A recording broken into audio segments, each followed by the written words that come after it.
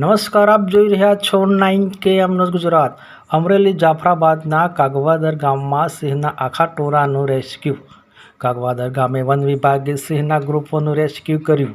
9 સિંહ બાર સાથે 2 સિંહણનું કરાયું rescue operation. 2 સિંહ બારના મોત બાદ વન વિભાગ આવ્યું હરકતમાં।